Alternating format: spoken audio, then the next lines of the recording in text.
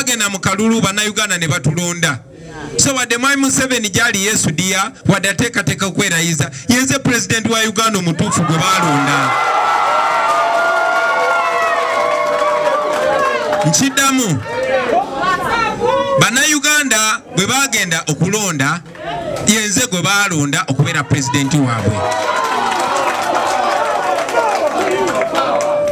Wadde waliwo okulonda okw'ekitalo wadde nga bwe babadde batugamba nti Kayunga twangula n'ebitundu 62 ebyo byali luvannyuma lwa kutubba kubanga twandibadde oba oli awo mu 9 kwekyo bwe kyali ekyotera kwekyo bwe kyali buli wamu twamuwangula buli wamu naye mu mbalirira yaffe wadde declaration forms esimu bazibuzaawo wadde bawamba ba agenti baffe naye mu mbeera eyo yonna n'ebikolobero bye bakola n'evulugu yenna era twabalirira nga tugendedde ne kuzaabwe ez'ekiyaye ze bakyusizakyusiza ne tubalirira nga Museveni muwangudde n'ebitundu 54 n'obutundutundu 19 era mba muwangudde.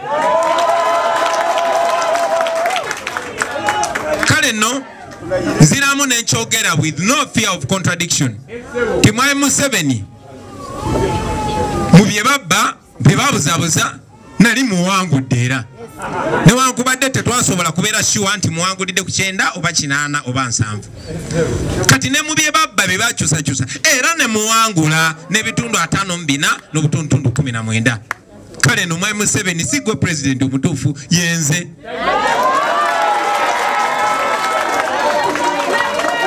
Naye ekyo nga kiri bwe kityo ebyo nga biri bwe bityo muyinza okwebuuza kati bannange ate omusajja agenda kwerayiza ndabye bannange bangi nnyo nga balina obweralikivu ate kati agenda kwerayiza tunakola tutya binaaba tebiwedde mubadde mutya Hosni Mubarak okumuggyako yali teyeerayiza. Omar el-Bashir gwe bakamamulako yabadde teyeerayiza. Yeno Bashir yabadde ewadde na 94.8%. Mwana tu tejaweza emyaka 2. Kale nno njagala obategeeza nti mwe muli mu office mutandikirewo okwaza emirimu n'okuweereza abantu nga nze bwe mbatunuulidde bwe nti nga bwe tulaba bwe twekenneenya nani anaasavinga wa ffe ntegeeza ffe abali eno nga nze mbakulembera omulimu gwaffe gwe tukeerako gwe tusiibako gwe tusulako gwa kupulaninga kujjako nakyemalira ate nga tugenda mujjako bwe tugirako nakyemalira twagala tubasange nga mutambula. Tewali programu ndala baganda bange ekyo temukirimbagana kujjako nakyemalira ate nga tugenda mujjako. Obutafaanana nga bulijjo obutafaanana ku kulonda konna okubaddengawo baganda bange. Njagala mumanye nti Museveni amawanga gonna ageetongodde tewali bamurecognizinga nga president. Mwalaba ekiwandiiko ne statements ezivudde mu kago gwa Bulaaya. Mwalaba ekiwandiiko ne statements ezivudde mu Amerika n'amawanga amalala ate nga agamawanga ge gabadde gayimirizaawo Mwami Museveni. Bonna tebamulabawo, bonna bamugoba kubanga wakiwaani. So ekyo njagala kibazeemu amaanyi mikwano gyange nti bannaffe okwetola ensi yonna balina abantu ba Uganda bayimiridde ne bannayuganda. Kati omulimu okusinga guli naffe. Tuleme kwata bukwasi kibajjo kye tuyina naye nekiri kye tuyina nakyo tukibakwakuleko. Obuwanguzi bwaffe tubeere nabo mu bujjuvu tusobole okuweereza Bannayuganda n'obatwala mu Uganda empya. Njagala obajjukiza nti tebakomye bukomi. Ensi yonna tekomye bukomi ku kuvumirira nkola ya Museveni ey'okubba obululu ey'okwezingamya ku Bannayuganda.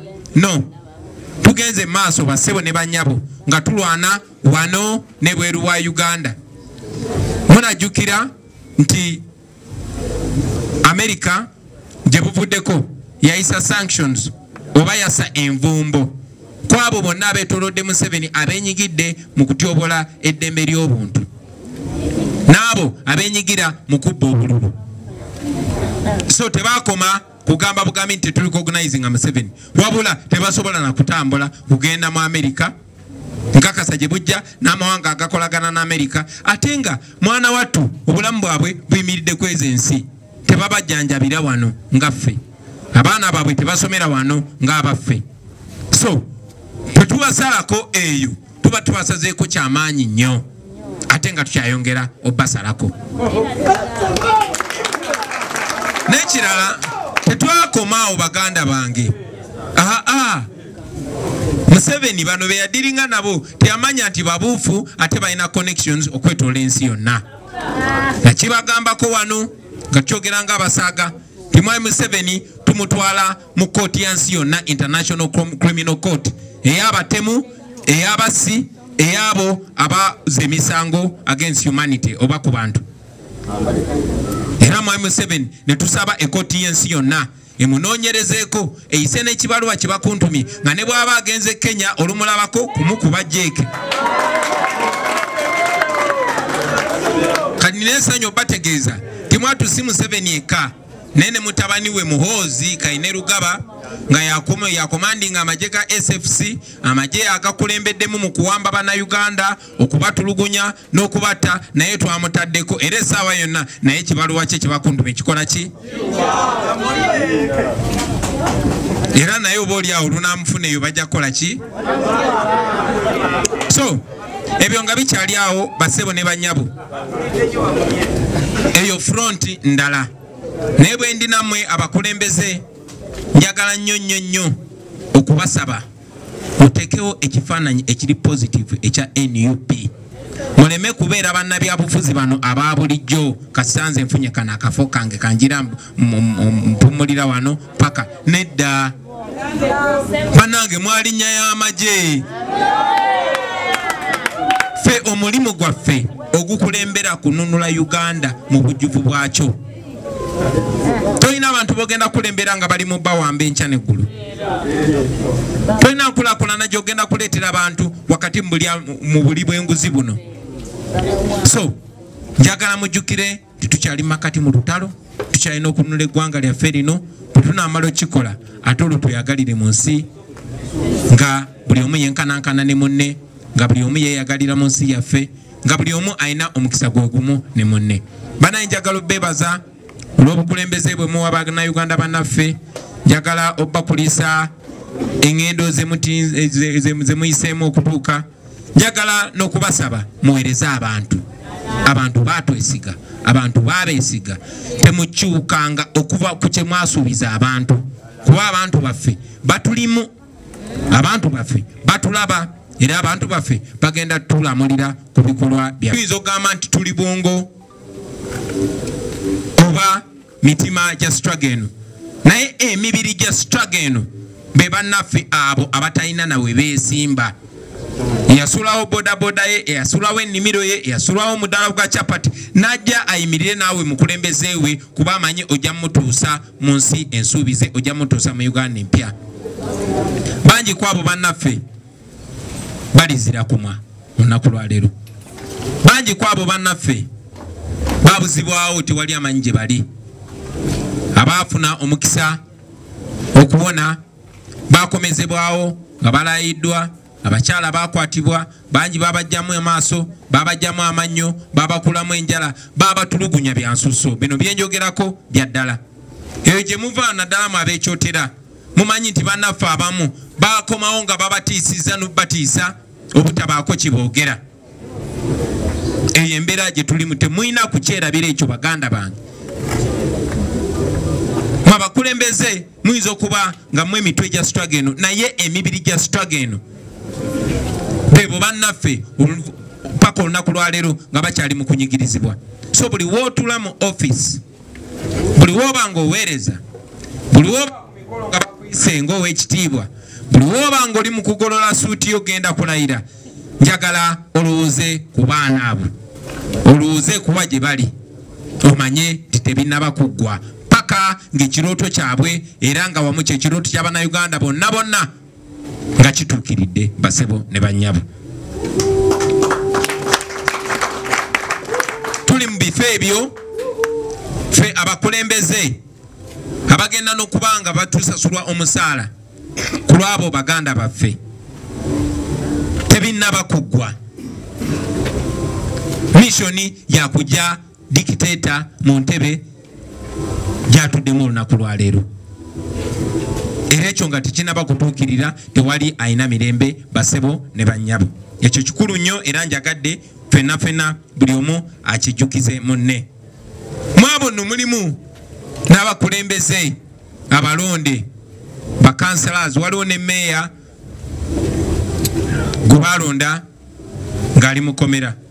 Ne olunaku lwa leero baganda baffe nga James Mubiru, baganda baffe nga Kalyango, baganda baffe nga Serunkuuma n'abalala bangi balondebwa bali mukomera era bakyali kitalya. Buli kye tukola tukikole ku lw'omuntu wa bulijjo.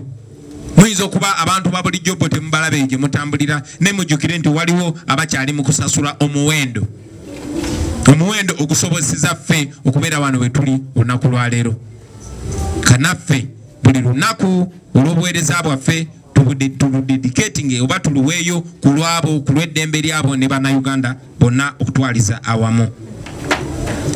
Temwerabira baganda bange nti twawangula nkibagambye tyabwe muti abatutya nnyo okulaba nti Mwami Museveni ayonona ssente z'omumusolo ne bazibuusa ennyonyi mu bbanga okwo kutya obwo butiitiizi. Naye ate erabire nti batiisatiisa bamubuuka dda kambabuuze gw'osuubireyo ennyonyi ennwanyi okusuula bbomu wano mu bantu. Kyogamba ye Museveni tamanyi kye kitegeeza. Kyogamba tamanyi kyatuuka ku mukwano gwe Gaddafi. Tamanyi kyatuuka ku Bashiri. Takimanyi kyatuuka ku Mubaraka ne bannakyemalira abalala. Kati lwaki mutya? So ekyo kibeere nga naffe tukyejjukirizaako. Tumanye nti ensi yaffe ekyali mu buwambe mikwano gyange. Bali mu kubinika baganda baffe emisolo enkya n'eggulu. Emisolo Museveni gy'akozesa atogezaako okulongoosa erinnya lye. Tumanyi nti asasula aba lobbyist basobole okumusiiga ekifaananyi ekirungi mu mawanga ago ge beewolako ssente abaana bamwe n'abazzukulu ze bagenda okuba nga balina okusasula. Munakijjukira mikwano gyange nti ebimu ku bye tusinze okuwangula kwe kwoleka Museveni ne tumwambula n'asigala bute mu nsi yonna.